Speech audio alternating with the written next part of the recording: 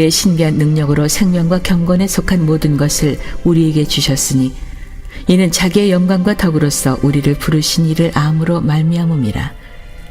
이로써 그 보배롭고 지극히 큰 약속을 우리에게 주사 이 약속으로 말미암아 너희가 정욕 때문에 세상에서 썩어질 것을 피하여 신성한 성품에 참여하는 자가 되게 하려 하셨느니라.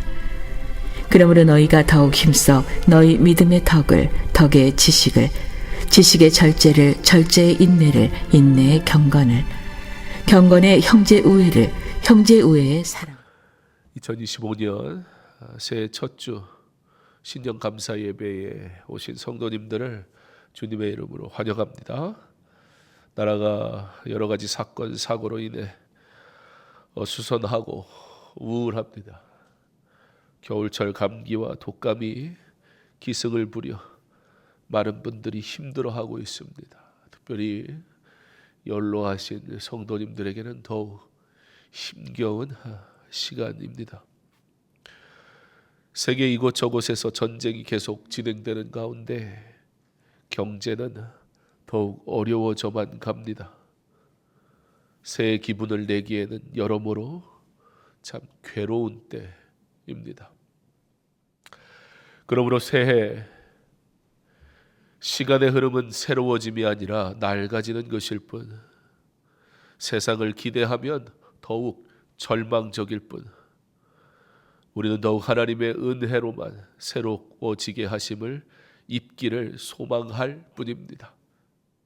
말씀이 우리로 새롭게 하심을 믿음으로 2025년 하나님 안에서 힘을 얻는, 하나님이 새롭게 만드시는 은혜의 해 되시기를 주님의 이름으로 축원합니다.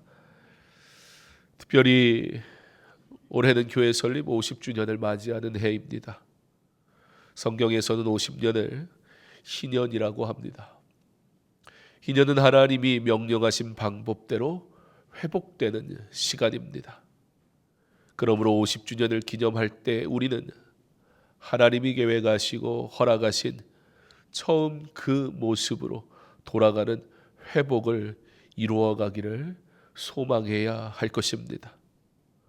50년 전 교회가 처음 개척될 때에 간절한 기도의 불길이 회복되고, 개척하여 한 영혼을 귀하게 여기던 영혼 구원의 사명이 회복되고, 처음 직분자를 세웠을 때의 감격이 회복되고, 직분받은 이들이 자신들의 시간과 물질을 온전히 내어드리던 기쁨의 헌신이 회복되고, 1차 건축 이후 증축, 그리고 다시 2차 건축을 통해 아름답게 세워진 예배당을 보며 사람의 힘이 아닌 하나님의 은혜임을 고백했던 감사가 회복되는, 사람은 숨기시고 오직 하나님의 영광만이 나타나는 거룩을 회복하는 50주년이 되기를 소망합니다. 그렇다면 이 회복을 위해 우리가 가장 먼저 회복해야 할 근본적인 회복은 무엇일까요? 바로 성품입니다. 성품이란 마음이 말과 행동으로 표현되는 것을 의미합니다. 그러므로 그 사람의 말과 행동을 보면 그 사람의 성품을 알 수도 있습니다. 성경은 마음 안에 동기, 생각, 감정의 영역이 있음을 말씀합니다. 그런데 성령님께서 우리의 이 마음을 감찰하시고 동기와 생각과 감정을 변화시키십니다. 그러므로 그리스도인에게 성품이란 궁극적으로 하나님을 닮아가는 것인 동시에 성화 과정에서 맺히는 열매라고 할 수 있습니다. 그러므로 우리가 회복을 간절히 구할 때 내가 원하는 모습으로의 회복이 아니라 하나님을 닮아가는 성화의 삶으로의 회복을 이루기를 소망하여야 합니다. 이 한 해 우리 하나님을 더욱 닮아가는 은혜의 해 되게 하시기를 간절히 소망합니다. 이 한해 마무리할 때 하나님을 닮아가 있는 나의 모습을 보며 기뻐하고 서로 축복하는 그런 은혜의 해 맞으시기를 간절히 기도합니다. 이제 이 한 해 말씀을 듣고 말씀대로 사는 삶을 통해 하나님의 공유적 속성인 성품을 회복하기를 몸부림치며 희년의 참된 복을 받아 누리는 은혜의 해 되기를 소망합니다. 이러한 성화의 과정이 필요한 이유는 바로 구원받았다고 우리가 당장 성자가 되는 것이 아니기 때문입니다. 사실 교회에 다니는 사람들 가운데 성품이 좋지 않은 사람들도 있을 수 있습니다. 그러나 그 사람이 정말 신앙을 가지고 있다면 결국에는 잃었던 하나님의 성품을 회복하게 될 것을 우리는 믿습니다. 단지 시간이 좀 걸릴 수 있습니다. 아직 모난 곳이 깎이지 않아 여전히 거친 면이 있기도 할 것입니다. 저희 집 막내가 키도 덩치도 저와 비슷해서 사람들이 저를 많이 닮았다 그렇게 말하지 않습니까? 그러나 그렇다 하여 이제 고등학교에 들어갈 그 아이에게 지금 저와 동일한 성품을 요구할 수는 없습니다. 아직은 외모를 많이 닮아 있을 뿐입니다. 하나님의 일방적인 사랑하심으로 죄인 되었던 내가 죄가 없다 하시고 그 은혜를 받아 하나님의 자녀라 부름받은 나. 그러나 세상은 나를 보며 실망하지 않습니까? 누구보다 가까이 있는 내 남편, 내 아내, 내 자녀가 때로는 나 때문에 신앙의 갈등을 겪기도 합니다. 우리 아버지 같은 분이 아버지라면, 하나님이 아버지라면 나는 그런 아버지는 싫습니다. 육신의 아버지 때문에 하늘의 아버지를 만나기를 거부하는 이들도 간혹 있습니다. 우리는 구원받았으나 우리의 연약함은 여전히 그대로일 뿐. 그러므로 하나님께서는 우리에게 성화의 삶을 살아가기를 점진적으로 하나님의 성품을 닮아갈 것을 우리에게 요구하십니다. 아직은 겉모습만 닮은 우리이지만 이 한 해는 작년보다 조금 더 하나님의 성품을 닮아 있는, 변화되어져 있는 나의 모습을 발견하는 진짜 은혜의 해를 맞이할 수 있기를 바랍니다. 그런데 이 성품이 노력한다고 되는 문제는 아닙니다. 그래서 세상에는 그런 말을 합니다. 사람은 어떻게 하는 게 아니라고요? 고쳐 쓰는 게 아니래요. 사람들은 자신의 유익을 위해 언제든지 양심을 저버리는 선택을 하고는 합니다. 사람은 자기의 욕망을 위해서 스스로 악도 선으로 둔갑시킵니다. 왜 그렇습니까? 죄 때문입니다. 죄 때문에 하나님의 형상이 다 망가져 버렸기에 원래 하나님의 형상을 회복해야 양심적으로 사는 것도 가능해집니다. 예수님을 믿을 때 그 사람은 비로소 다시 하나님의 성품을 닮아갈 수 있습니다. 그래서 단순히 기독교인의 수가 늘어난다고 당장 세상이 좋아지는 건 아닙니다. 여러분, 이 세상에 저와 여러분을 비롯하여 그리스도인들이 얼마나 많습니까? 여러분과 가정과 일터에 바로 저와 여러분이 그리스도인으로 그곳에 살아가며 그곳에도 나 외에도 그리스도인이 있지 않습니까?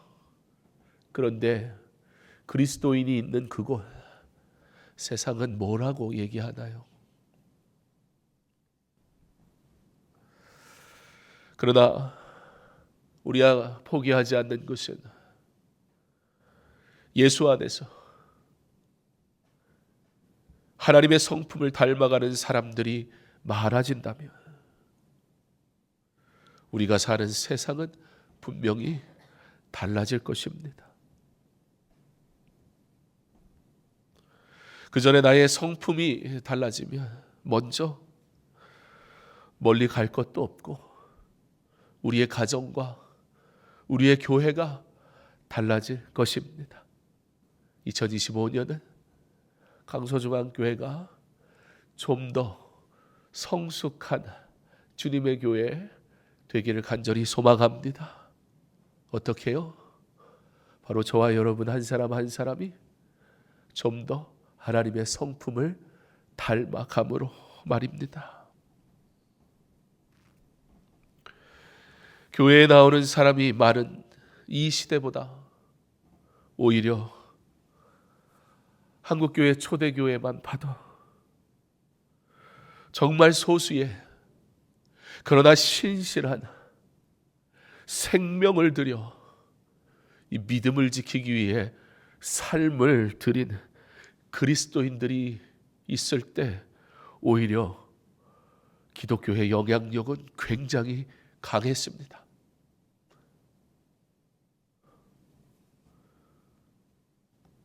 내 한 사람이 하나님의 성품을 담는 온전한 그리스도인 되기를 몸부림치는 이 한 해가 되기를 간절히 소망합니다. 당장 내 성품이 하나님을 닮아 있으면 내 옆에 있는 사람들이 행복할 거예요. 오늘 본문 말씀은 정말 놀라운 사실을 우리에게 알려주십니다. 이 말씀이 놀라운 이유는 제가 아무리 이렇게 얘기를 해도 문제가 있어요. 무슨 문제가 있어요? 사실 내 스스로 나에게 내가 그렇게 달라질 거라고 기대가 별로 되지 않거든요. 왜요? 내가 나를 너무 잘 알거든요. 살아온 세월이 있잖아요. 그래서 성경이 우리에게 굉장히 중요한 사실을 하나 말씀해 주세요. 4절 말씀에 이로써 그 보배롭고 지극히 큰 약속을 우리에게 주사 이 약속으로 말미암아 너희가 정욕 때문에 세상에서 썩어질 것을 피하여 신성한 성품에 참여하는 자가 되게 하려 하셨느니라. 이해할 수 없는 말씀을 하세요. 감당할 수 없는 말씀을 하세요. 도무지 그렇다 하시겠다 하셔도 내가 받아들일 수 없는 말씀을 하세요. 신성한 성품에 참여하는 자가 되게 하신다. 누굴요? 나를.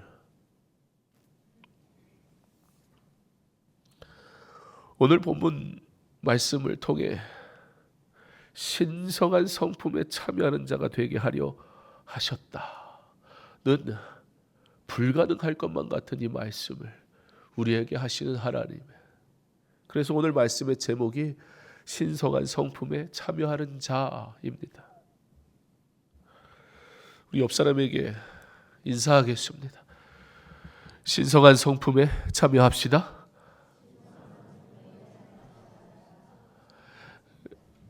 개역개정판 말고 옛날 성경에 보면 신의 성품에 참여하라 그렇게 되어 있습니다. 한 번 더, 내 스스로를 자꾸 못 믿으니까 옆 사람이 좀 한 번 더 얘기해 주죠.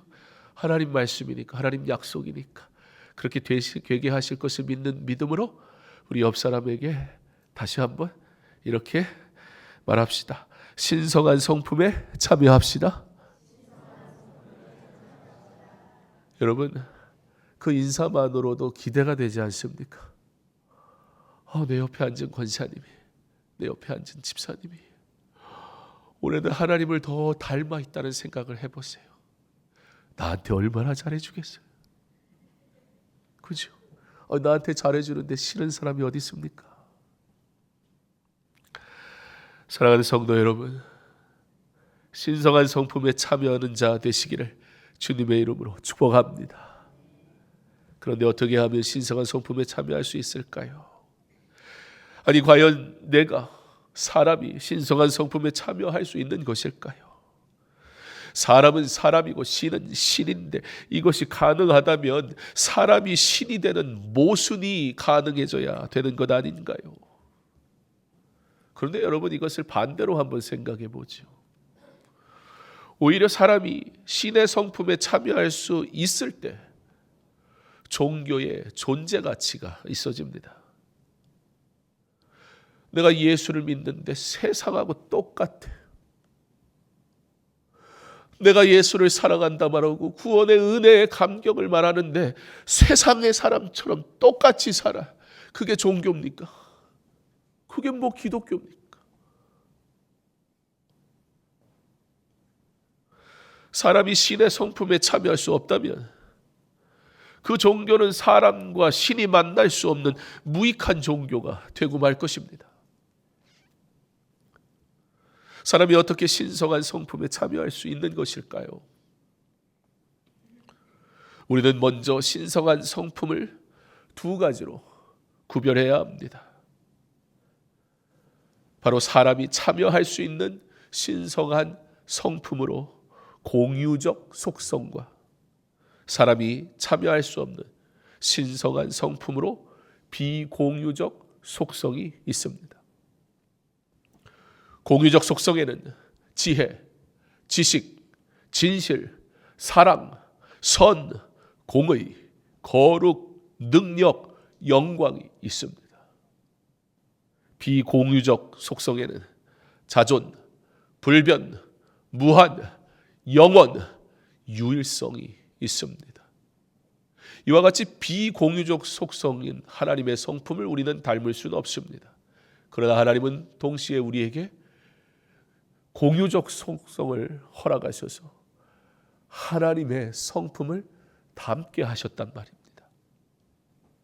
그의 신기한 능력으로 생명과 경건에 속한 모든 것을 우리에게 주셨으니 하나님은 신기한 능력으로 생명과 경건에 속한 모든 것을 우리에게 주셨습니다.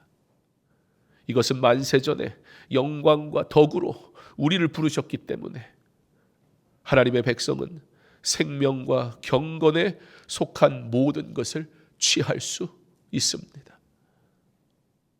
이는 우리의 전 존재가 하나님의 뜻대로 살아갈 수 있게 되었음을 말합니다. 구원받은 하나님의 백성된 우리는 하나님의 신성한 성품에 참여하는 자로 살아가는 것이 당연한 일이 되었다는 겁니다. 그러면서 베드로는 베드로후서에서 5절부터 7절까지 말씀에 8개의 덕목으로 믿음의 덕을, 덕의 지식을, 지식의 절제를, 절제의 인내를, 인내의 경건을, 경건의 형제 우애를, 형제 우애의 사랑을 더하는 자로 살아가는 것이 공유적 속성으로 하나님의 성품을 닮아가는 삶이라 아주 명확하게 말씀해 주고 있습니다. 그런데 여기서 우리가 기억해야 할 것이 있습니다. 어쩌면 우리는 여기에서 8개의 덕목 중에 지금 내가 가지고 있는 것과 가지고 있지 않은 것으로 아마 그 수를 헤아리려 하는 시도를 하는지도 모르겠습니다. 그러나 여기에서 말씀하고 있는 8개의 덕목은 독립적인 것이 아닙니다. 무엇은 있는데 무엇은 없고가 아니란 말입니다. 그러나 믿음에서 시작해서 사랑으로 완성되는 성화의 연속적인 과정으로 설명하고 있습니다. 그러니까 버려도 되는 것이 있거나 이건 어쩔 수 없이 안 되는 것이라 포기할 것이 있는 것이 아닙니다. 부족할 수는 있지만 이 8가지의 덕목을 우리는 점진적으로 성화의 삶으로 이루어 가는 것이란 말입니다. 믿음의 기초 위에 합당하게 살아가는 덕을 쌓게 되고, 그러기 위해서는 하나님의 지식이 더해져야 하며, 이 지식을 올바로 사용하기 위해 절제가 당연하고, 절제를 삶 가운데 옮기기 위해서는 인내가 필요하며, 이러한 인내는 하나님을 깊이 알아가고 사랑하는 경건이 있을 때 가능합니다. 하나님을 사랑하니 형제 우애의 삶이 가능하고, 궁극적으로 하나님을 사랑하고 이웃을 사랑하는 사랑의 열매가 맺히는 것입니다. 그래서 세상에서 흔히 하는 말인, 아까도 얘기했지만 뭐요? 사람은 고쳐서 쓰는 게 아니라는 말, 변하지 않는다는 말, 맞지만 틀린 말입니다. 근데 사람은 변하지 않아요. 우리가 경험하지 않습니까? 그러나 성도는 변할 수 있고 변해야 합니다.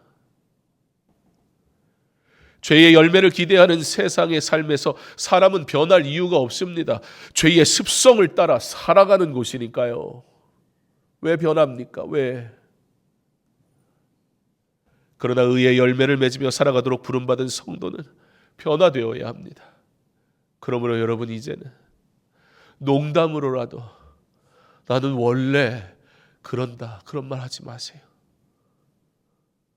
아마 그런 말을 하는 분들은 대부분 그렇지 못한 나의 모습을 보며 자책하는 말일 거라 생각이 들어요. 그러나 여러분, 자책으로도 하지 마세요. 왜냐하면 하나님이 여러분 반드시 하나님을 닮은 하나님의 사람으로 변하게 하시겠다 약속하셨습니다. 그걸 사모해야지요. 예수님을 믿는 즉시 우리는 하나님과 무관한 자가 아니라 예수님과 연합한 존재로서 하나님과 동행하며 살아가게 됩니다. 그러면 자연스럽게 예수님을 닮아가게 되며 죄로 인해 잃어버렸던 하나님의 형상을 회복하게 됩니다. 성경의 인물을 보십시오. 모두 하나님을 믿고 변화된 사람들의 이야기로 가득합니다. 야곱처럼 오랜 세월 걸린 사람도 있지만, 그러나 그 야곱의 노년의 삶을 보세요. 그는 처절하게 하나님 중심으로 살지 않았습니까?